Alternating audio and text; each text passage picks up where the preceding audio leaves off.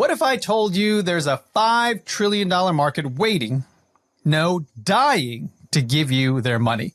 The question is, who are they? We're going to unpack that and more with a political strategist turned marketing disruptor who's helped some of the biggest brands and even presidents win hearts and win wallets. Today, I'm joined by Kurt Luidhardt, the co-founder of the Prosper Group and the author of Liberty Spenders, to talk all about the data behind conviction-driven marketing, why consumers are choosing brands based on their values, not the ads. And we break down real examples like Chick-fil-A, Hobby Lobby, and Black Rifle Coffee, and how entrepreneurs can build loyalty and trust by leading with what they stand for, not just what they sell. And when we make it to the deep end, Kurt gives his brutally honest take on how major brands are either getting it right or lighting themselves on fire. I am jazzed and pumped to be here because this is a long time in the making, folks. I read this gentleman, and unfortunately his wife's, she's not present with us today, but she will be on a future episode. But I read their book, Liberty Spenders, quite a while ago. When did it come out, Kurt? October. So October almost 2025. Yeah, so it's been almost a year. Yeah. So congratulations on that. Well, spoiler alert, we have Kurt Luidhardt here. Welcome to the show, brother. Yes. And when I read your book, I had no real intention or thought of, I'm going to reach out to them. But at the end, I was like, I need to call, I need to email, I need to get in touch. Yeah. And now here we are. What a blessing it is to have you here and share your stories and, the impetus behind the book and all the things you've done, you did little things like, getting a president elected, no big deal. But I want to start off though, Kurt, with something, a curveball. You guys are pretty conventional in your methods. The Prosper Group is a wonderful media agency, getting tons of people elected.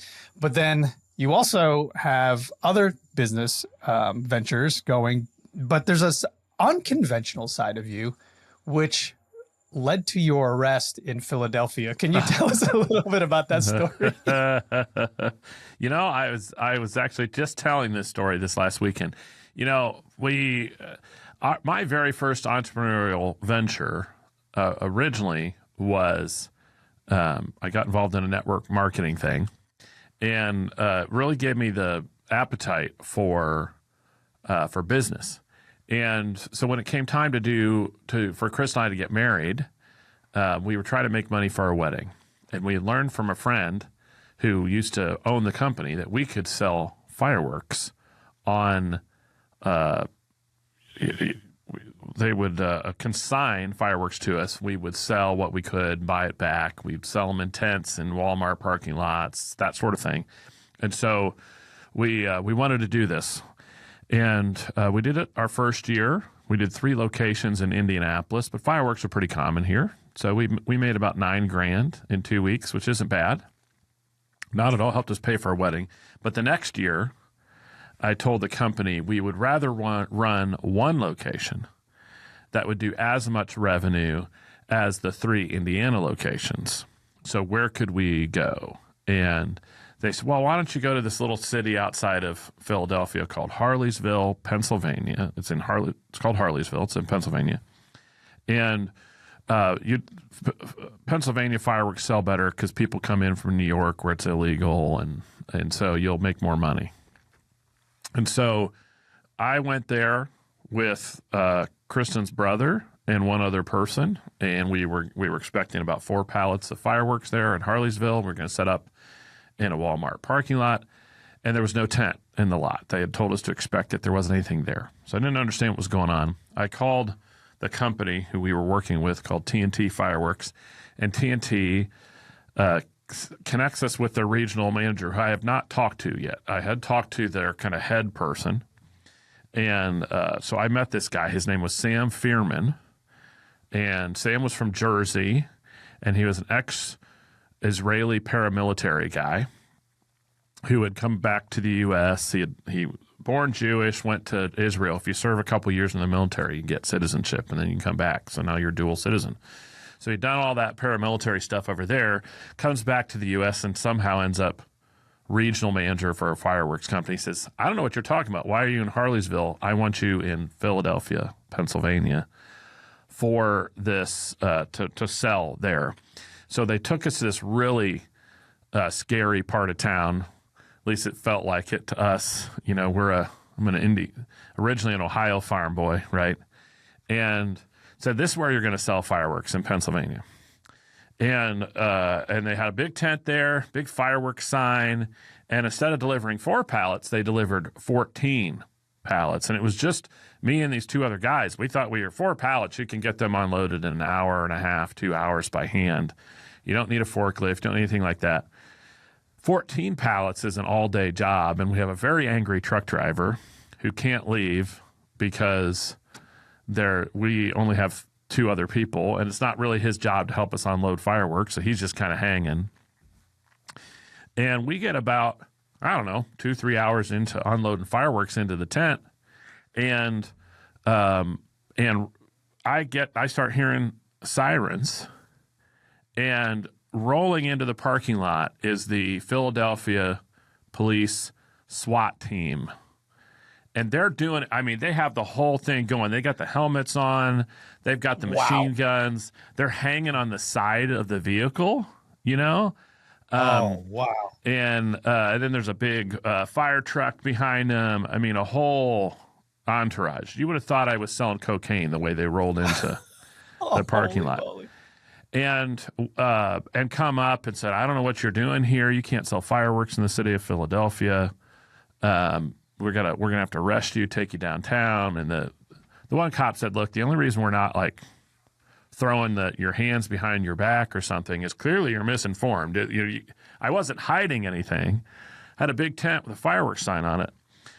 And so I call Sam Fearman, the regional guy for TNT Fireworks, and he says, well, of course, you're supposed to be here. We've got all the proper permissions. And I put him on the phone with the police people, and they're screaming at each other. And Sam's saying, I dare you to arrest him. And I'm saying, I don't understand why you're daring people to arrest me. I'll get down there right away.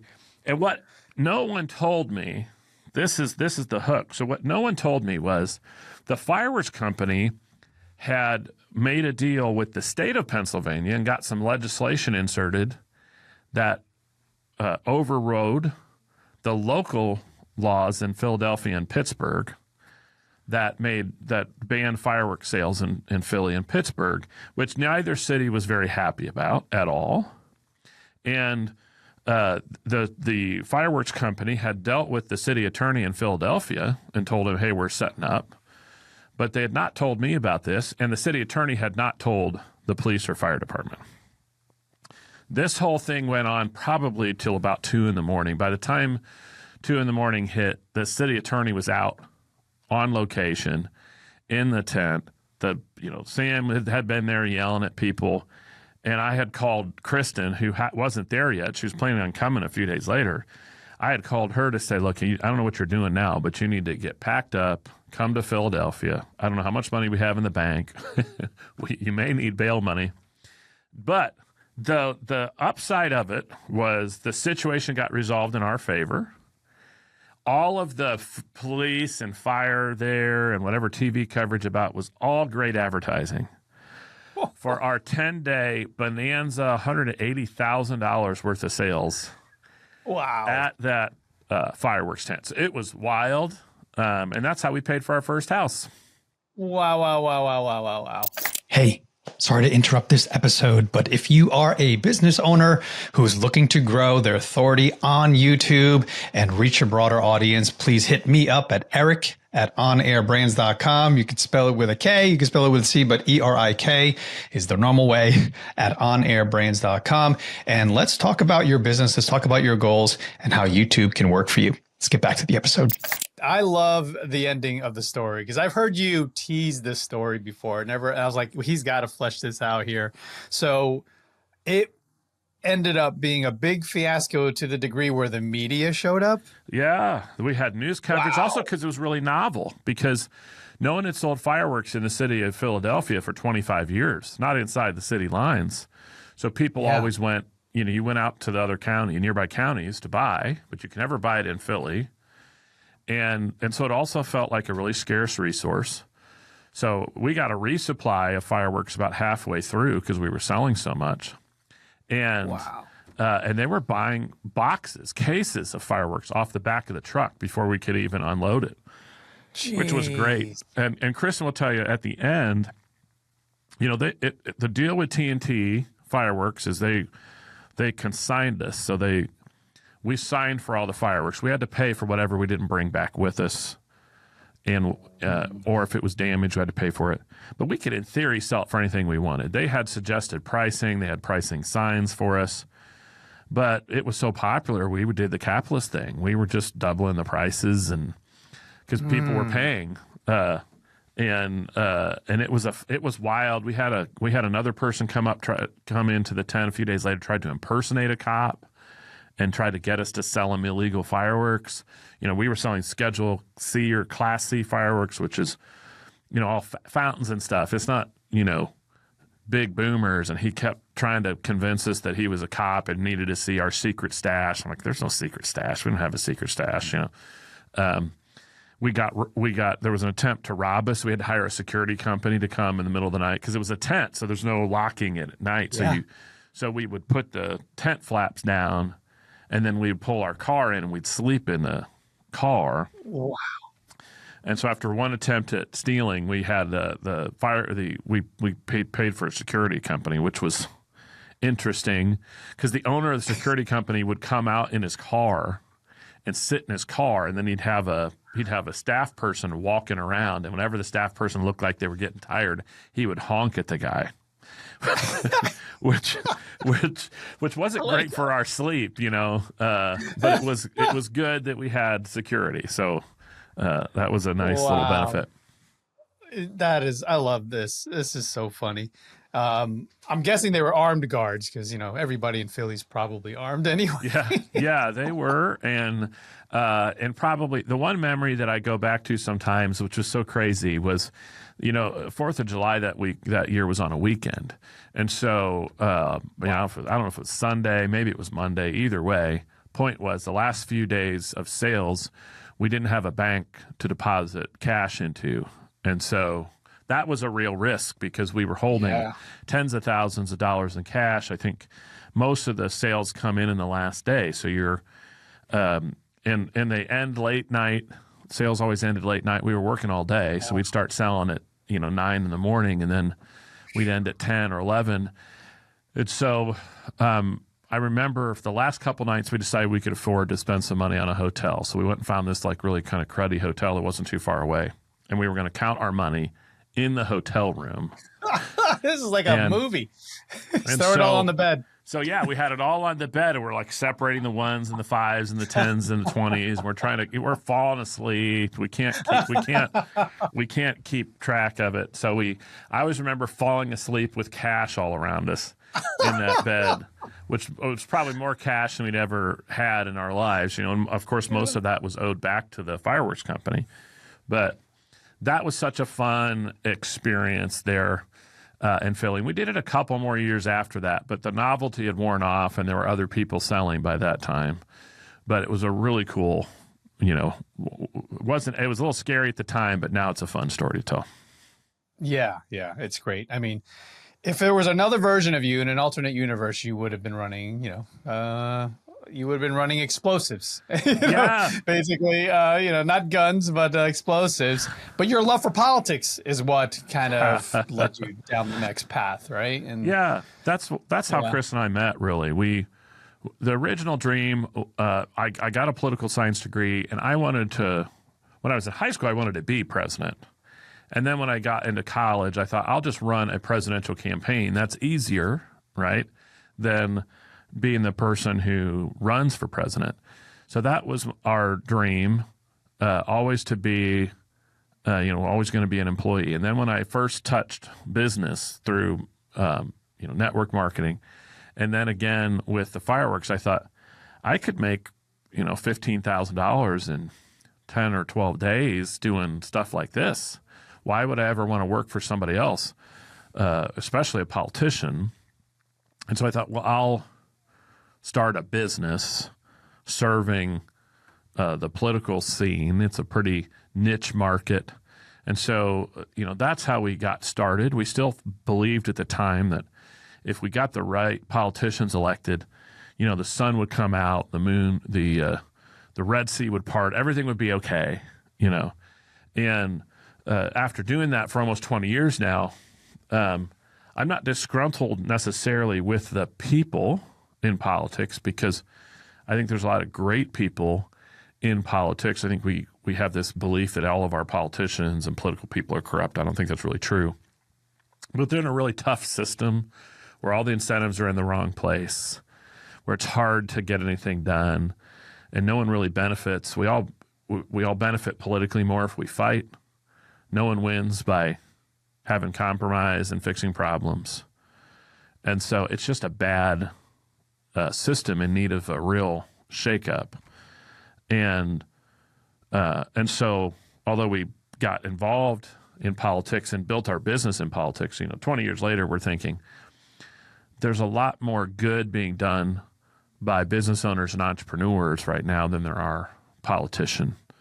And there's really not a politician out there who's going to save us, right? At best, they're fixing a problem that was really caused, or they're dealing with a problem that was really caused because of some cultural or spiritual issue that's been growing and festering in society for a decade.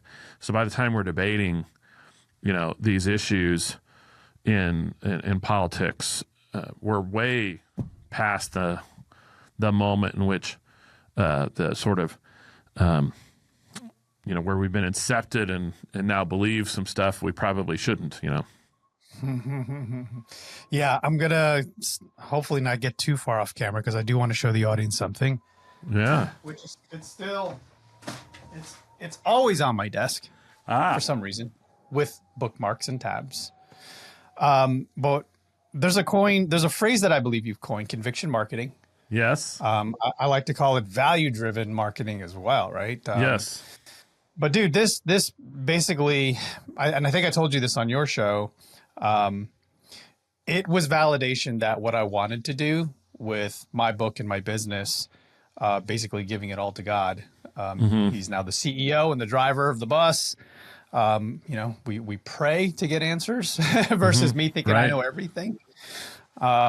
And this book, dude, it gave me so much confidence, because right on the cover, you're like, how to reach $5 trillion and how to reach the $5 trillion market, based on, faith-based conservative values. Talk about what inspired this, because you bring receipts, as the kids would say. Yeah. you show the data. And I'm like, what? I'm like, this is massive. Let's go. We're not the first person to notice it. I mean, there are businesses currently right now who are worth billions of dollars who have really built their business on the backs of understanding this $5 trillion market of at least 76.5 million American consumers who we call liberty spenders. Now, but let's back up for a second. We know no matter where, if you're an American, no matter where you stand, left, right, middle, Christian, non-Christian, atheist, whatever, 85% of all Americans say they're now considering a company's values alongside their features and benefits. And 75% of American consumers say they've switched a brand in the last 12 months over some kind of values issue. So if we look at the extremes, right, we have people on the right who don't drink Bud Light anymore because of a marketing decision they made now almost a couple of years ago, and it destroyed their brand, and it will probably never recover. They went from number 1 in the country to number 3 and falling. Even with Dana White's help. Yes, even with Dana White, even if they've tried to bring on some spokespeople who are more popular with right of center folks, but they're still struggling. They did probably decades long brand problems with their decades long destruction of their brand, and then you can see that also with Tesla. And I like Elon Musk, but his electric cars were extremely popular in California and a lot of places with a lot of left-wing, left of center folks. And now his brand is entirely associated with the Republican Party. So you have Democrats who hate electric cars, not because they don't think electric cars are good for America, but because they're associated now with a guy who supported Donald Trump. So that's what's happening on the extreme. But it also is happening when people make basic buying decisions. You know, if I am right now in Indiana, in Greenwood, Indiana, where I live, 2 stores sit next to each other, Hobby Lobby and Michael's, and they both basically offer the same thing. I'm sure they might quibble with each other who's better. But I will think to buy some stuff on Sunday when Hobby Lobby is closed because they honor the Sabbath that way, and I will choose not to go to Michael's because I support Hobby Lobby. Why? Because I'm aligned with their values. There are people who drive 20 minutes past a Popeye's chicken to get to Chick-fil-A. People who've dropped Starbucks coffee to buy Black Rifle coffee, which in just a short time, about 10, 15 years, went from nothing to a $1.7 billion company. And they may quibble, the owners of Black Rifle would probably quibble that they have the world's best coffee, but I would argue they have the world's best marketing. And that's what got them there. They're aligned with people in a way that Starbucks and Folgers and others just aren't. And then we have companies like Patriot Mobile. They've probably built a $150 to $200 million business, being America's only Christian or conservative wireless company. So there are people who've kind of figured this out. And so when Krista and I were talking about, well, let's broaden our perspective in our company. Let's not just work for politicians. Let's go out and work for brands. The question is, what are we better at than everybody else? I mean, there's a lot of marketing firms out there. I mean, Eric, you do marketing, right? But and you know it, like if you and I stood outside our house and threw a stone in any direction, we'd probably hit 2 people who do marketing or 2 companies, 2 offices. They're just everywhere. And they all say they're the best in the world. So what is it that we can do better than anyone else? And the answer we had was, after 20 years of working for these politicians and helping them raise money mostly from small dollar donors, I have a keen understanding of what motivates a Christian or conservative consumer. And so the same people who donate to Donald Trump and Ted Cruz and Brian Kemp and, you know, Pete Ricketts in Nebraska, the kinds of people we've worked with, the same people donate to those folks are the same people who are buying Black Rifle coffee and Patriot Mobile. So why don't I really do a deep dive dig into it? Because I don't think anybody else has. I don't think anybody else has observed what's happening out there and tried to quantify in any way what the size of this audience is. So we did a big national survey. We partnered with a company called Eyes Over, which is they do analytics. They also do social media monitoring, and they are Don Jr. is involved with one of the owners of the company, and so we built this nationwide model and found these 76.5 million people, and they are statistically significantly more likely to buy your product if they identify you with their Christian or conservative values. So that's how we got here, and that's why we talk about conviction-driven marketing. It's the idea of using your convictions, talking about your convictions in your marketing, doing so boldly because these people want to hear it because it's part of their decision-making matrix. Yeah. I love it because it's so counter to what, the past nearly 100 years of advertising and marketing has always been: don't talk about your politics, don't talk about your faith. And that's in every institution, including, ours, in terms of marketing strategies. And you eloquently put, hey, I'm not the first to come up with this, but there's so much evidence that it's been going on for a long time. But what I love about what you and Kristen are doing is you're bringing the data, you're bringing the proof, you're bringing, as I said, the receipts, because now anyone who reads your book, and I highly recommend people go out, buy a copy of Liberty Spenders. It's on Amazon. It's wherever books are sold. And really look at it. And especially if you're a business owner and you've been hesitant, right, to talk about your values. And I'm all about values. That's our first step for our clients is like, what are your core values? What are your systems and beliefs? And I give them the courage to put it out there. So you are basically saying that, but with the backing of. Can you talk about so you're still in the political game. Yes. And you're growing another part of your business. Can you talk about how you're playing both and what's your intention and what's like the future for the next business venture? Yeah, I wouldn't recommend after doing this for about a year and a half, if as a piece of business advice, I think I would have started a new thing as opposed to taking my existing business and trying to pivot it. In my head, I can sort of do two things at once. I can think to myself, okay, we have this political business, we're raising money for politicians, and over here we have this work we're doing for Christian or conservative entrepreneurs, and there are really a lot of crossover. And I think if I had it all over again, I would have kept the company the way it was. Maybe we make some improvements, adjustments to it, and I would have hired out a new. I had hired new people and say, okay, we're going to do this over here. It would have been less confusing for my employees and would have helped make decisions more clear, I think. That being said, we have over the years learned that basic principle that every business learns. 80% of your revenue comes from 20% of your clients. If it's not 90% of your revenue from 10. Mm-hmm. So we used to do as many as 200 campaigns in a cycle. And now we do about 7 or 8 probably combined, depending on how we count them. Because we found that, for example, Senator Ted Cruz has always been a really big client of ours. He was generating as much revenue as our 150 bottom clients at the time. And so he was generating, I think, 70% of our revenue, but only getting 30% of our time. And that was weird, right? Because we were spending all this time on these smaller clients who have actually, in many cases, more of a demand. They're always calling, always asking questions, Yes. And so we started just working for the big ones, and it really helped because that extra time spent on Senator Cruz, for example, meant that we raised twice as much money as any Republican U.S. senator in 2024.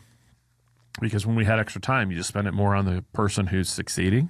He's also a great guy to work with, and so that's been an evolution. We work with those, and then we started working with businesses. We've created this thing called the Liberty Business Alliance. We're bringing in a lot of Christian and conservative entrepreneurs, finding ways to network, collaborate, and grow together. And I'm also helping them by implementing all the cool stuff we do for Ted Cruz and we did for Donald Trump and others, and using it in the business space. Now, where we go in the future, I don't know. I am trying to learn that with Jesus as my CEO, he has a tendency he likes to, what's the Bible say? God delights in keeping things secret, right? So I don't really know where it's going to go. I would like to at one point to say 90% of my clients are businesses and about 10% of them are politicians. Mm. That would be nice. I think that's where my impact can really be felt these days more than electing another politician. It's it's these entrepreneurs who are inventing things that solve problems, who are creating wealth and funding charities and other things that do good work. They're creating jobs. They're inspiring others to great things. And I feel compelled to do more there these days than in politics. I think my impact will be higher.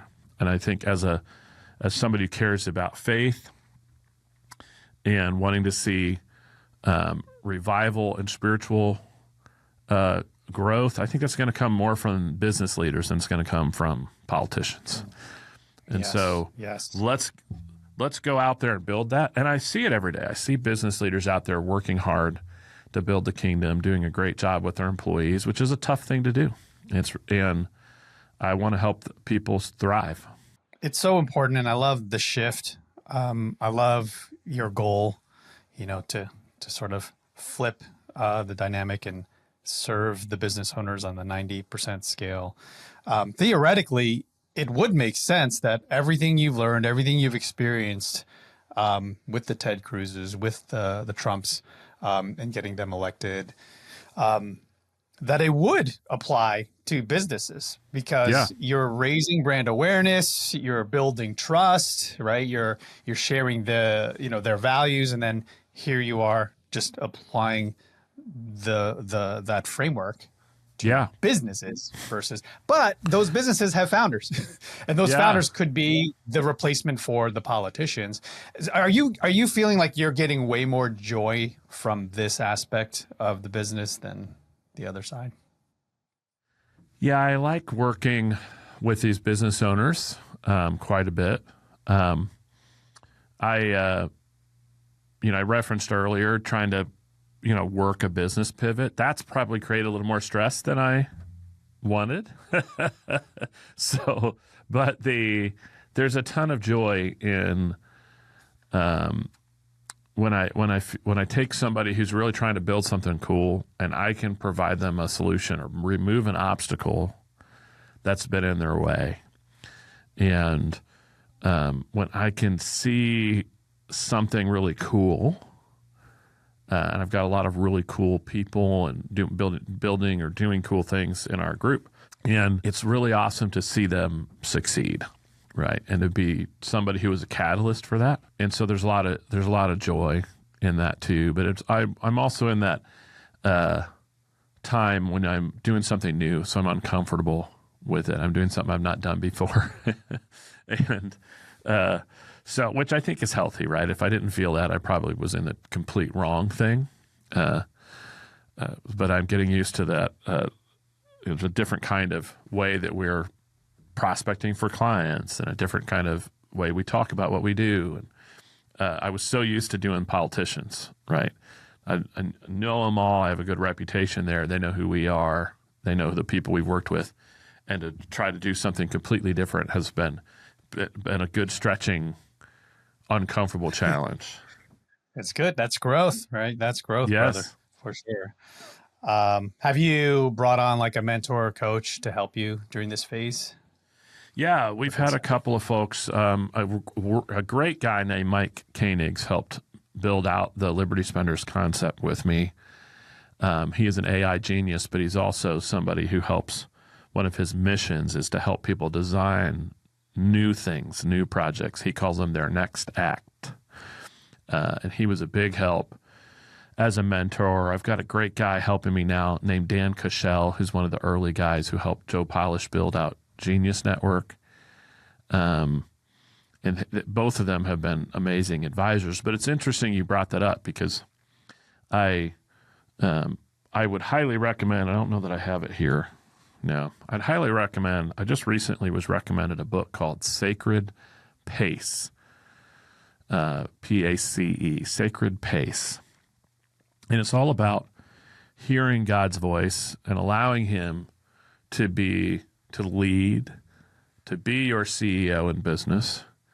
And this gentleman who learned this lesson from he's based in Texas, wrote this wonderful book about it. And one of the things he says in there, which I have not been in a good habit of, is that Scripture suggests that we should be seeking out good counsel from experts and from fellow mature Christians when we make decisions. And I don't like to do that, because seeking out counsel takes time. I got to go find the right person to talk to. I got to explain to them what I'm doing. They might ask questions I don't know answers to. They may make me investigate some other alternative option, and I don't want to do that. It slows me down. But I felt truly like that was something God was telling me I need to do more of. And so I've taken a lot more time to pursue counsel on business decisions recently, and it does slow me down, by the way. And it does often, like, I want you to just tell me that you think what I'm already wanting to do is the right idea, as opposed to basically. And so I did get some help building this, but I've also become more intentional recently about having mentors and counsel and people who will hear me out and give me good advice, experts in different areas. Right now I'm working on a real estate deal, and I've reached out to 3 different folks who I respect, who are believers, who know the real estate business. And yeah, I feel like I'm doing a book report. I've had to write up for each one of them all the details of my deal and explain it all. And I'm thinking, but yeah, it's opening my eyes to things that I wasn't seeing before. Yeah, it's good. I appreciate that, because I know you're growing your, I'll just call it a mastermind. I don't know what the current trendy word is. But the benefit of that is also knowing that whoever's leading the group also has a mentor and a coach. And it's good to hear that you do seek that counsel and you do get their advice, and then you're spreading that knowledge, with your community, and you're growing your community. I'm really excited for what you and Chris are building. In my heart, I'm joining. And I did talk to our mutual good friend, MC, and he was like, I was like, oh, I can afford that. I'm like, this is good. That's right in my price range. But yeah, so what's some of the exciting things you guys are doing? I know in person is massive now, because we live in a trust recession, brother. A trust recession is a recent term I heard from one of my coaches. And I'm like, man, how do we counter this in person?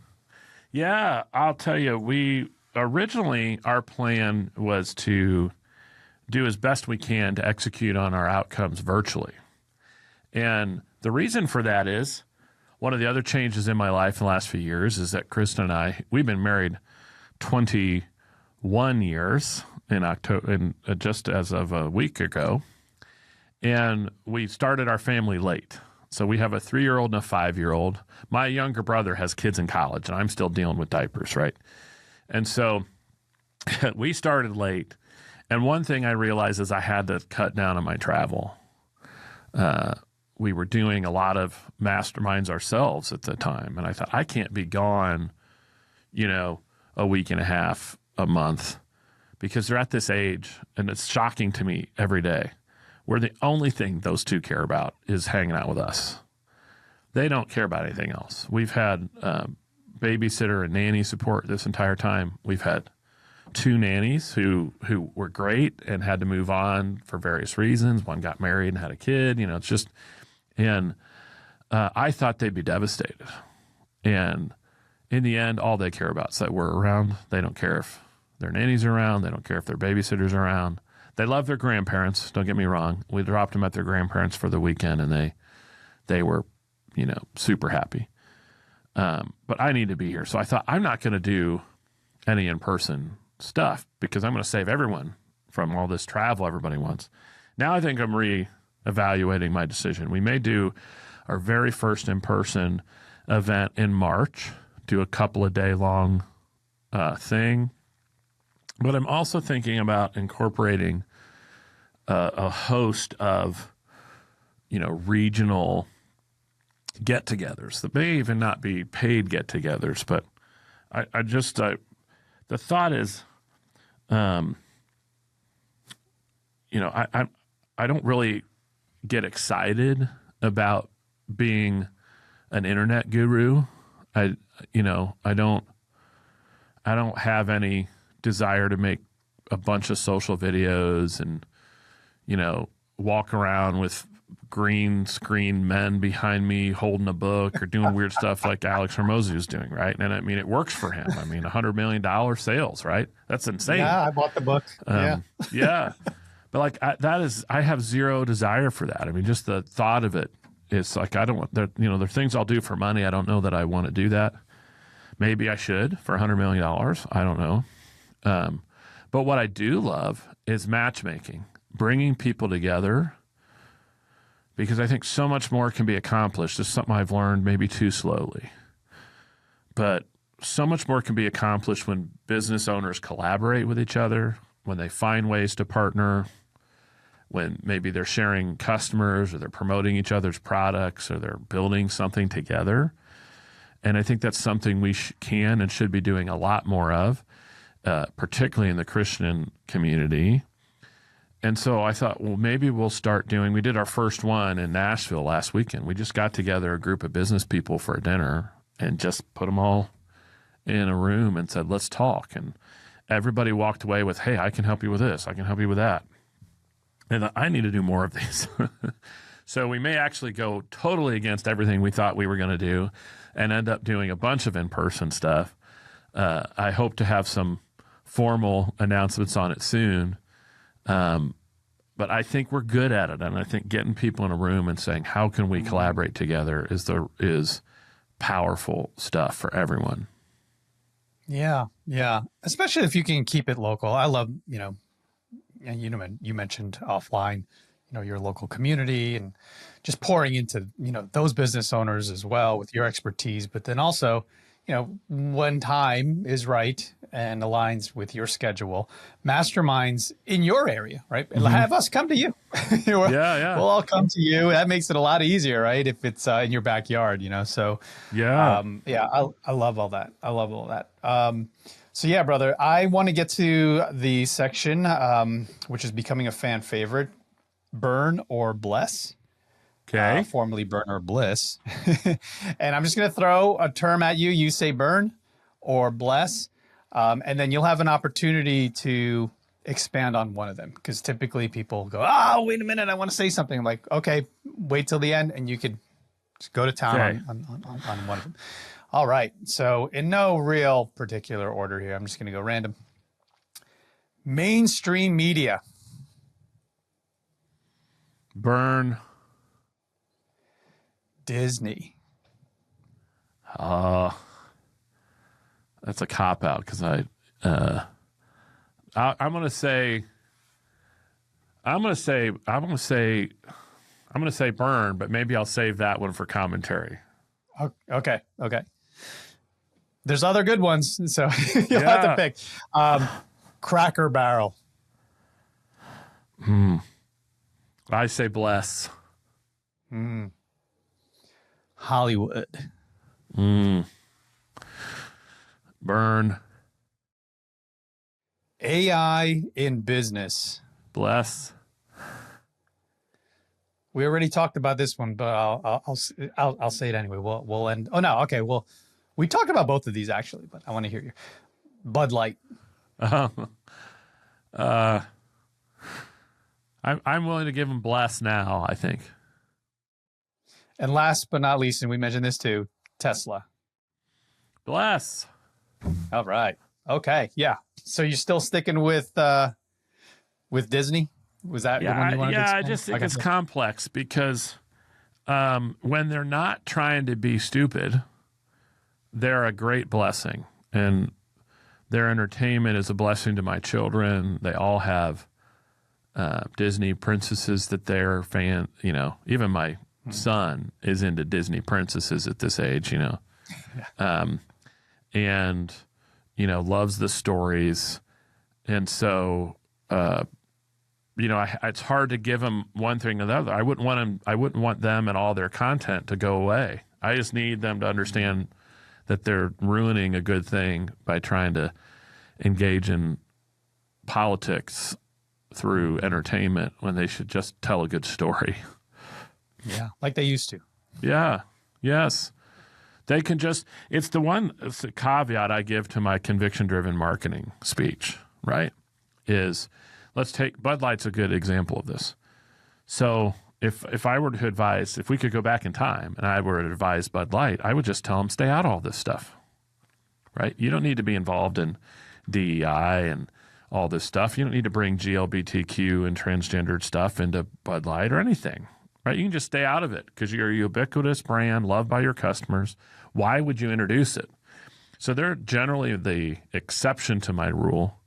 Most businesses aren't Bud Light because most businesses I work with are not multi-billion-dollar companies. They're $2 million companies. And in their case, leading with convictions will drive customers to them. It'll move their tribe closer to them. But there are some brands that'd be better off if they just stayed away from politics. Disney's another one of those. Just tell a good story. You don't need to, be involved in partisanship or think that it's your job to teach kids about racism. right? You can just tell a good story. So I'll put my tinfoil hat on if you want to join me. But if you were advising me and I were an executive, a high executive in Disney, say even Bob Iger, I am being given, but Kurt, I'm giving an order by the people above for ESG, right. Environmental, social governance stuff.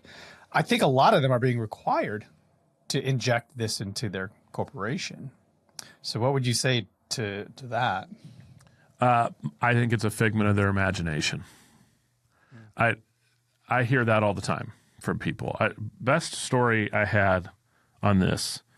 So I did some work for a Christian university a couple years ago, and they had invited a Republican politician to give the commencement address at their graduation ceremony.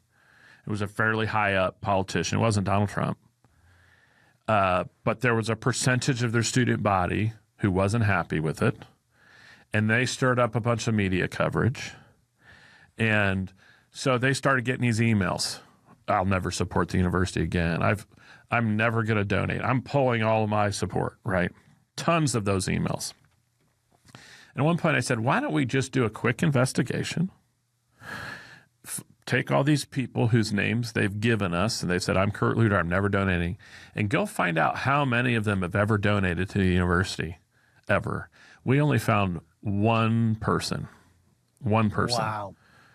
And so a lot of this stuff where you feel all this social pressure, all this panic, I got to do this, whether it's ESG or maybe your employees are putting the heat on you, or maybe there's it's all in your imagination about 90% of the time. And so that would be my advice is, I'm sure there's pressure, right? You've got BlackRock, you've got Vanguard, BlackRock being the leader of this whole ESG stuff, who claim to be an owner, but you're Disney, for goodness sake, right? You're a bigger deal, right? You're a ubiquitous international brand. You have all sorts of opportunity to throw your weight around, and to run scared makes no sense to me. I actually don't think that's the reason. I think the reason is you've got a group of people who genuinely think they're doing good in the world by promoting this stuff when they're not. Yeah. Yeah. I mean, they're destroying IPs left and right that you and I grew up with because of all of these policies and agendas that they think the audience wants.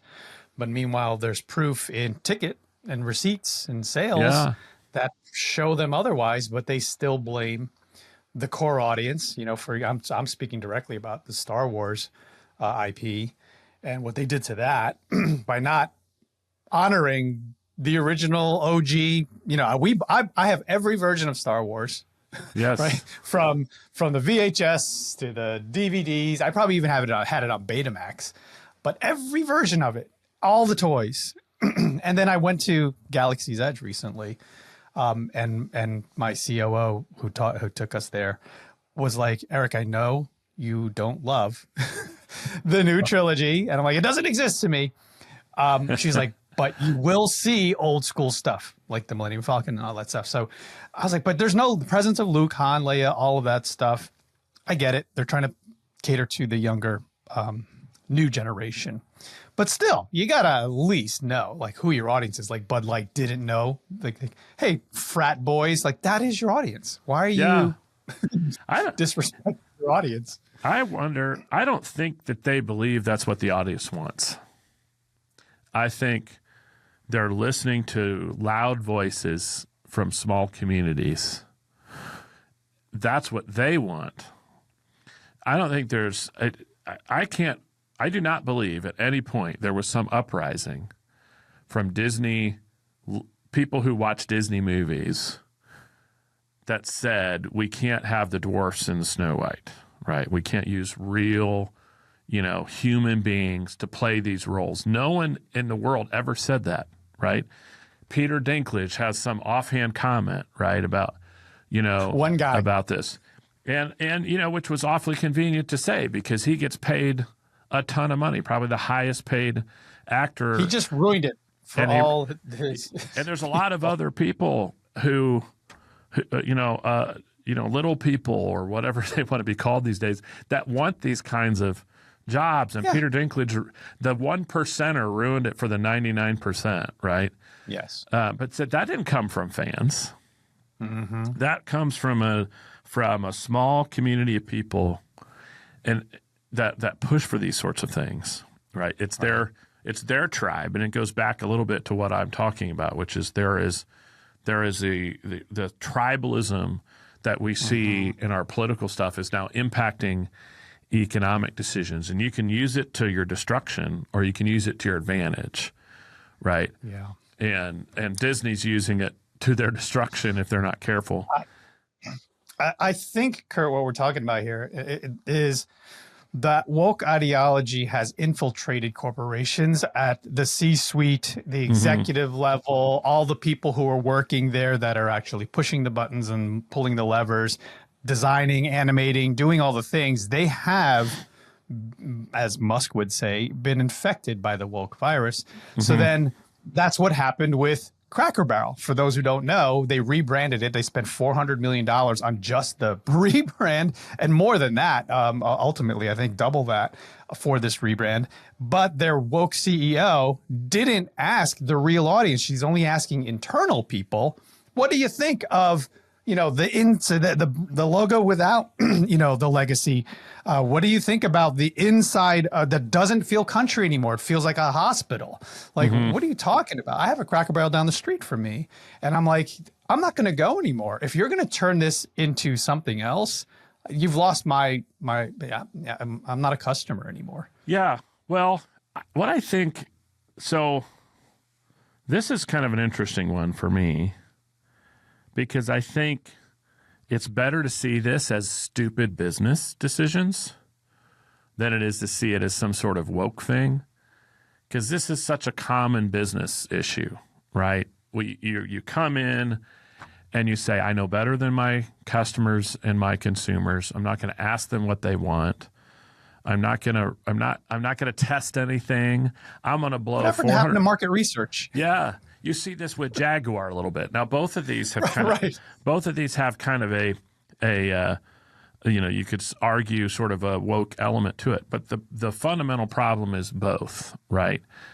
You're not waiting around to see what your core customer wants, and you could argue maybe Cracker Barrel saying, well, my core customer is too niche-y and isn't spending enough money for us to make cash, but the answer isn't to, in my opinion, get rid of your core customer and somehow hope that some new person is going to join the Cracker Barrel, team, if you will. It's to find ways to expand, please them more, get more reorders. But either way, it just seems to me from the outside looking in, and maybe they did some focus groups or whatever. They didn't seem to do it. And then they rolled it out so poorly, right? Anyone with a brain would have predicted there'd be some criticism and backlash. Why wouldn't they have rolled it out in a couple of key places and gotten a reaction from it? Why?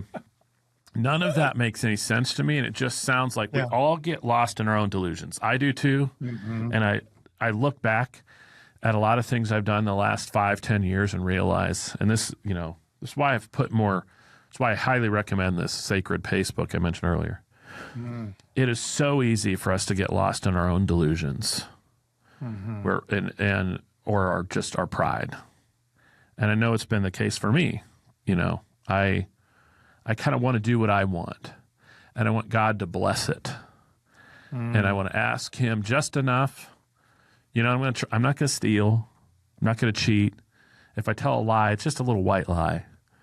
But and that's the way I want all of this to go down, right?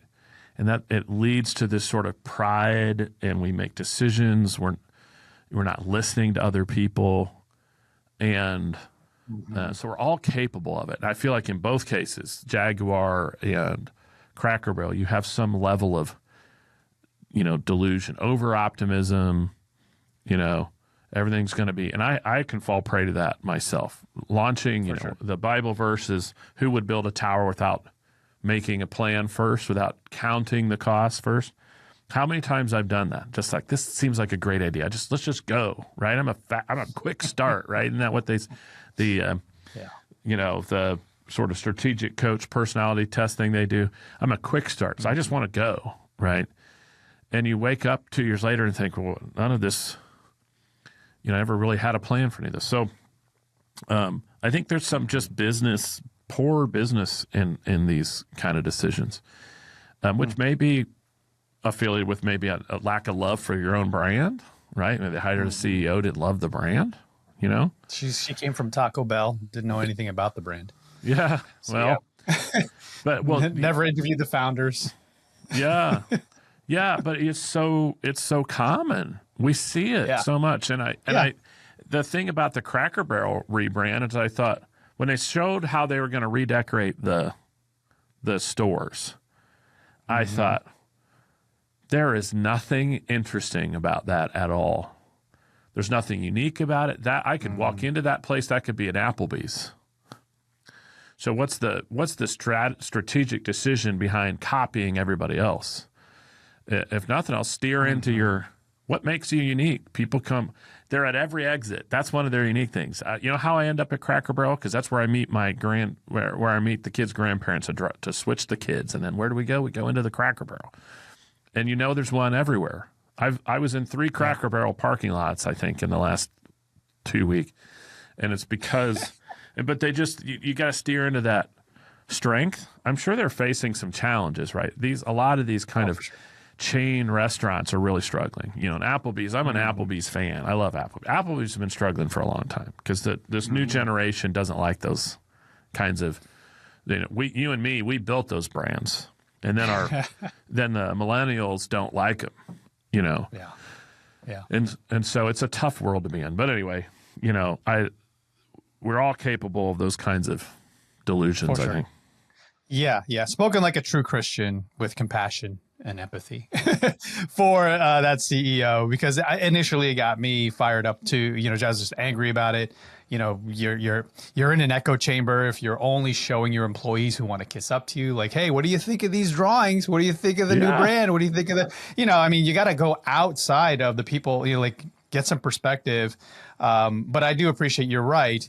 We can all be privy to or a victim of pride, which took down Lucifer, right. Too much pride in wanting to, be worshiped. But yes, we all can and definitely just want to go. But the thing is, when you're a big legacy corporation like that, I feel like, things do move slow. I came from big pharma. So any decision to, like, if there was a decision made today, okay, we'll see this potentially come to fruition in 2027. Yeah.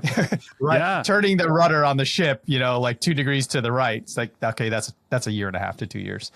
But dude, I appreciate all of this. I appreciate this conversation. I want to do a session with you. Yeah.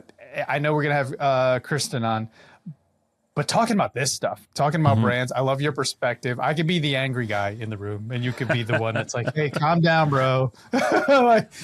Let's understand where they're coming from. The early lesson in how to win friends and influence people, right? They tell that story. I want to say it was Capone. It might not have been Capone. It was some sort of famous Chicago thug guy who was in a shootout with the police, right? And I'm going to murder this story, but he's with some companions, and he's like, I don't understand why they're coming after me. I'm a good guy. I do good things. But he was a known thug, a known criminal. He had done all the bad stuff.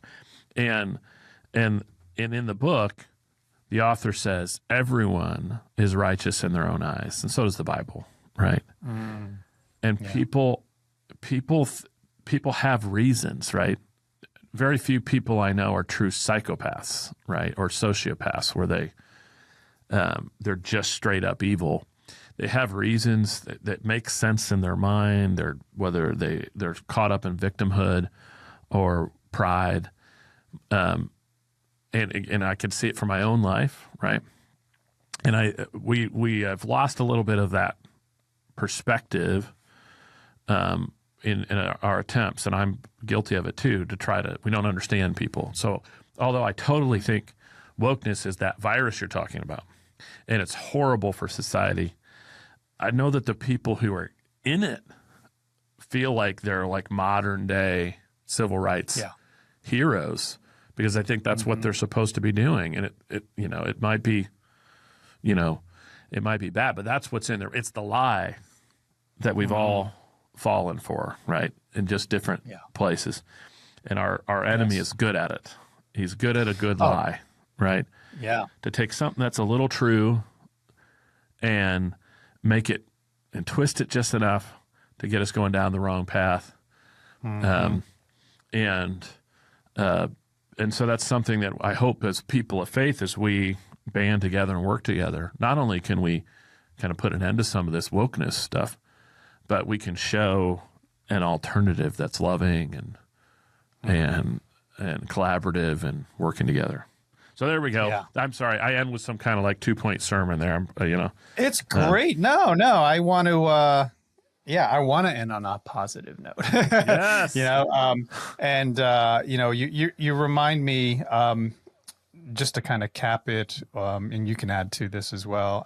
There's a wonderful interview recently that just dropped with Tucker Carlson and Lee Strobel, who wrote A Case for Christ, and he wrote a new book that I'm going to pick up, but about mystical dreams. It's fascinating. But he said there the devil rules this realm. And he was like, and if you were the devil, wouldn't you infiltrate corporations, leaders, politicians, all sorts of things, rather than like individuals who are just living in your neighborhood who aren't going to make much of a change, but go to the highest powers and influence them? That's where I believe a lot of this wokeness came from, because this woke stuff is driving and was driving the bus for a long time. And thank God, this administration got elected, because it was definitely going off the cliff. But it's interesting just to think about that aspect, that he has his tentacles on certain individuals, and you being in politics, I'm sure probably met on occasion some characters you were like, what's going on here? Yeah. You do. You do. But see, this is where I think this is something I've realized in the last few years of my own life that I found so shocking.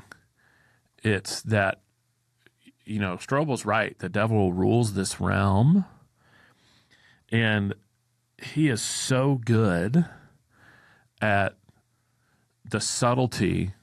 The Bible calls him the father of lies, right? And he's so good at infiltrating so much of what we believe, even people of faith, that it's hard, I think, it's difficult even to root out the lies in our own life that are subtle. They don't feel like they're evil, right? And that's what, when I talk about politicians, I've met some that are just extreme narcissists and, can't be helped, right? They get real close to that sociopath, psychopath kind of space. But most of them, like us, start believing little lies, right? And even those who are of faith, right? They stop trusting that God's actually a solution. They stop looking up here and they start looking down here, or they start believing they deserve things, honors, places, and it's not necessarily. It's like this. I've often thought the devil's good. If he showed me a woman on the street and said, "I think you should have an affair with that woman," I would say no. It's too straightforward, right? It's too obvious. It's the subtle stuff he does when he says, when I get up in the morning, you spent a couple hours doing the laundry last night and your wife didn't help you at all. She's just not really carrying her end of the deal here. And like when you really, when I really think about it, I'm probably doing 60% of the work around here. That's the subtlety of the lie, right? That I think what makes him so good. And it's that infiltration that leads to the thing that he wants you to do later. That's what leads to the affair 2 years down the road, because you've convinced yourself you deserve better, and you've deleted, distorted all the good stuff that your wife has been doing. You've not noticed. Because, by the way, when I was doing the laundry, what was she doing? She was taking care of the kids, right? But I delete that, Well, and I distort it. And so, and so it's that subtlety, I think, that the devil's so good at. And that's me looking at it and saying, boy, I have fallen prey to so much of that stuff every day. I don't know how many times I've been mad at my wife for something she's not even done yet. And you can't explain that, except the devil is so good at infiltrating, right? Or the world, right, is so good. It's this I have rights, stuff. He may not even have to play a role because there's plenty of lies out there. We're telling each other. Oh my gosh, there's so much temptation. There's so much evil that's masked as good. We can go down this rabbit hole for sure. Sorry, I'm like, we're going to make this is going to be a Joe Rogan length episode if I'm not careful here. Oh, dude, I want it to be, but I'm like, oh man, I got a meeting. But dude, this has been such a blessing to have you on. I would love, and I know we're going to continue the conversation and figure things out behind the scenes. But yeah, brother, I appreciate you. I love you and Chris very much for what you've done, for what you're doing for the conservative Christian community, for helping us elect officials that are moving towards our values. Thank you for everything, brother. I appreciate you, and I'll talk to you soon. Yes. Oh, wait. Before we do that, there's more. What's the best way people could reach you? I know the book, Liberty Spenders. Look for that book. But then is there any other things that you want to share with the audience? So hit us up at libertyspenders.com. You can learn more about what we're doing there. You can see, you can find information about our podcast. You can learn about our book. And you can also book a call with us if you want to talk about joining our community, which I'd love to have. So do check us out and click book a call. And me or Anthony or Chris and one of us will jump on the phone with you. Love it. Awesome. I encourage you to do so. That's what connected me, and that's what created this conversation. But God bless, brother. Thank you so much. Continuing to pray for you and for Chris and the entire Liberty Spenders community, brother. All right. Thanks, Erik. Praying for you too. If you were inspired or you learned something new today, please give us a like or a thumbs up and subscribe to this channel. If you want to learn more about how to build your YouTube channel, your personal brand or podcast, hit us up at info@onairbrands.com. That's info@onairbrands.com so that we can find ways that we can help you. I'm Erik Cabral, and I hope that I added value in your life today.